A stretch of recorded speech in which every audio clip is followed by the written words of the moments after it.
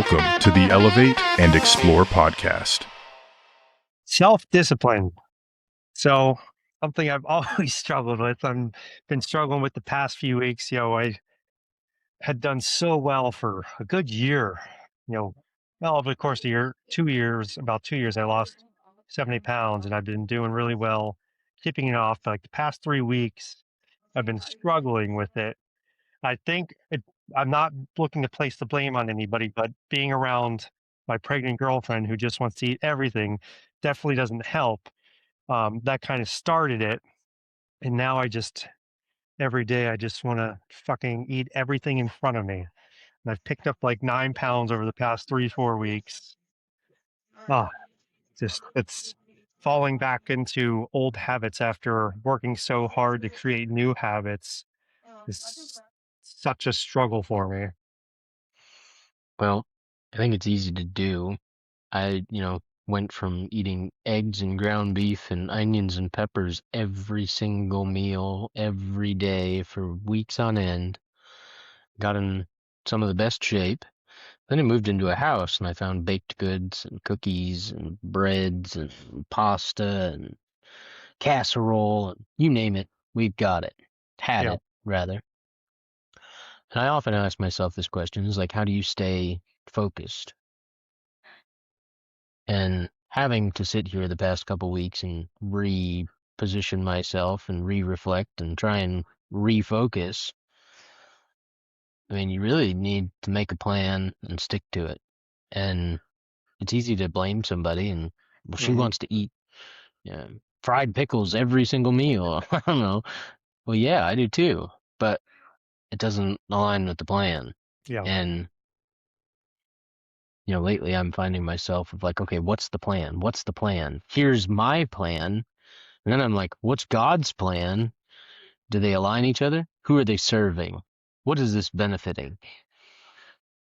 I think Yeah. there's, Yeah, it's definitely, I remind myself like in the moment, it's just that satisfying that short-term craving that I need it right now. Now think about afterwards. I'm like, man, that does not align with what I'm trying to do over my long term in my life. And really trying to get this figured out, before the kid comes because I don't want to show a child bad habits.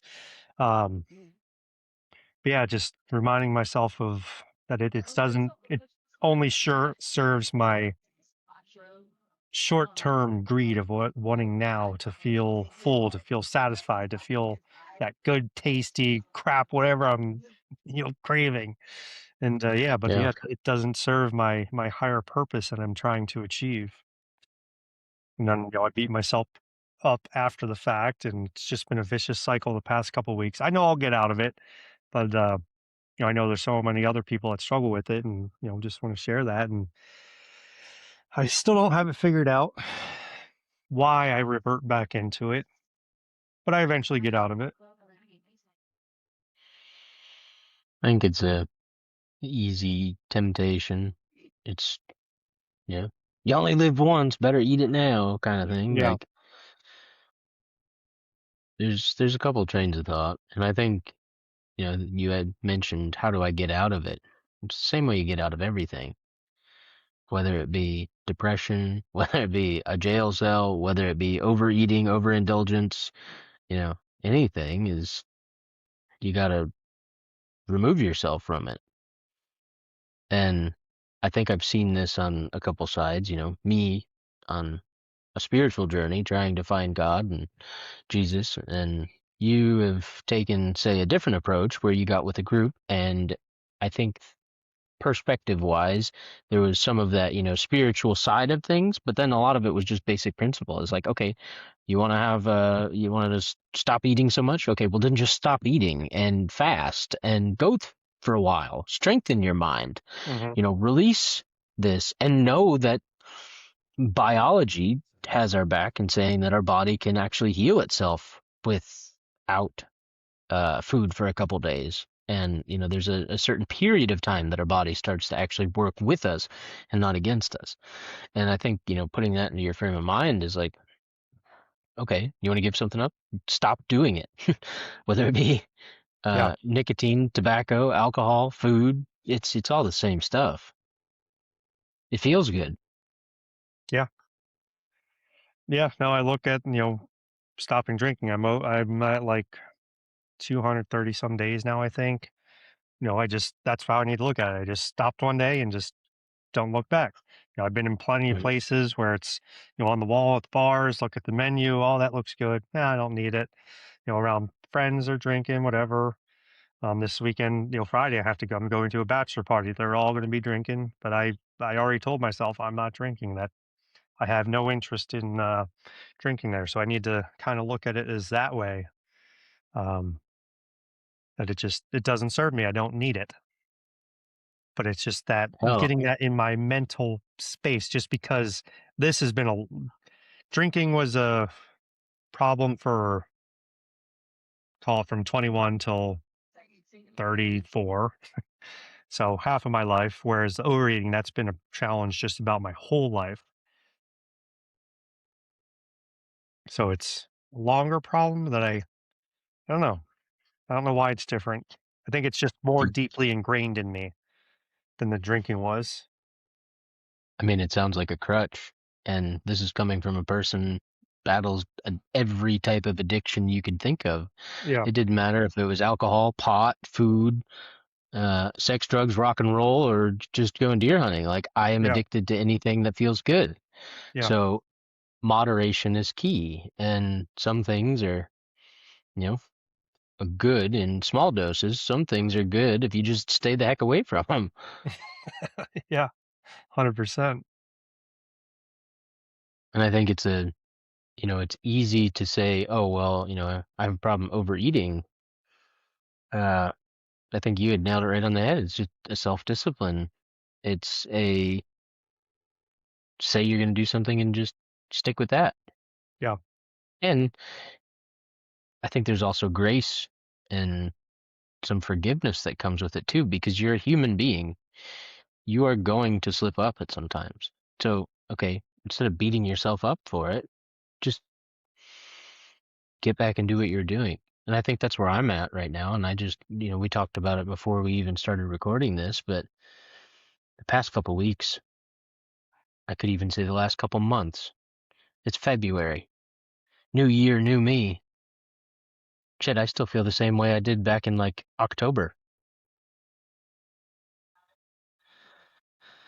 And it's, yeah, I would love to sit here and say that it's so easy. You just get back on the wagon and keep grinding at it mhm, every single day.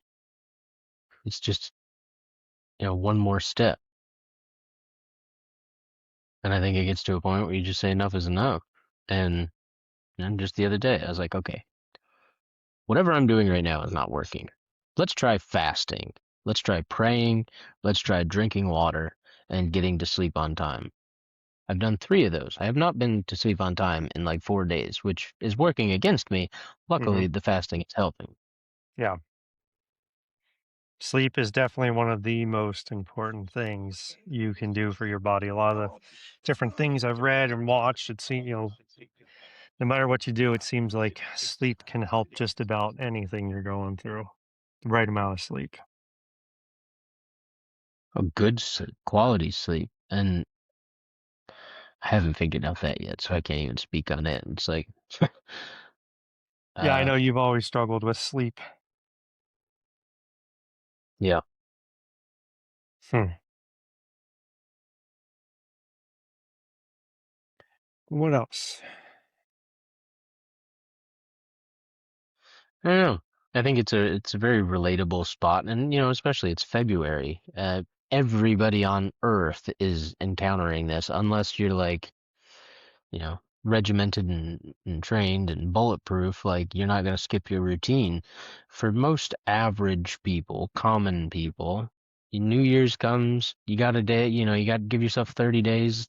February's coming into it, so like this is a problem for more than just us. Oh, absolutely. So it's get a few people together and hold yourself accountable. Right now, because I'm going to ask just as transparent as could be, I just could hand you a like, I don't know, a caramel glazed bunt cake through the computer screen. How much of it would you eat? Good amount of it. Now, what if we were sitting together and we just talked about overeating and you were looking at me and I was looking at you? You'd probably only have a little slice. Absolutely. Right. So there's merit to having an accountability partner. 100%. And that was some of the conversation I had with Tyler yesterday was just accountability is so powerful. If you're willing to let yourself slip, you're hard to be trusted alone. It's why, any kind of isolation is often what kills us first because we are not strong enough to do it on our own. Mm-hmm. But when you're with somebody, when you have a mentor, when you have a friend, when you have somebody by your side, you have a really strong partner, you won't let each other fail. Absolutely. I agree 100%. There was um, end of last year, there was a few months where every day, at least, 5 days out of the week, I was in the accountability pod. There was 3 or 4 of us in it, and we would talk every single day, and we would set a goal for that day, and we'd be honest whether we did it or not. And you would find when one person would slip, the other people would slip. But if you held yourself accountable and you did it, a lot of the times everybody else would show up and everybody did what they said they were going to do. So everybody, you would win as a group, but you would also fail as a group. It was interesting how it would work. If one person would slip, typically the rest of the group would slip. But if everybody stayed strong, you get together and find out everybody else was strong. It's interesting how that works, and that was excellent. I loved that. Just it was 20-minute call, from 8:40 to 9 o'clock or something like that every morning. Just quick, no no fluff. Just talk about what we were going to do, what we did, and what we're going to do for tomorrow. And I think that's super powerful to do every single day with people. It's a huge, huge piece. And I mean, this podcast for us, you know, to thank God it's on Tuesday because if it was on Sunday, I would have been in rough shape. And that's just because mentally I wasn't there. Yeah. You know, I was out in the woods chasing beaver today and I get a text from you. I mean, I didn't see it until like a couple hours after, but it's like, are we still good for the podcast tonight?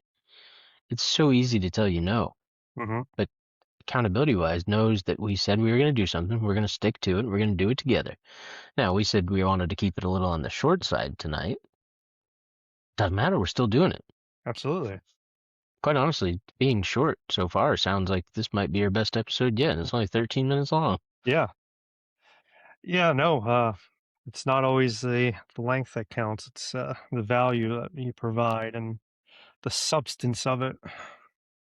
That's right. It's not the size of the boat. It's the motion of the ocean. Just takes a long time to get to England in a dinghy. I haven't heard you say that one in a long time. Oh, Seemed goodness. fitting.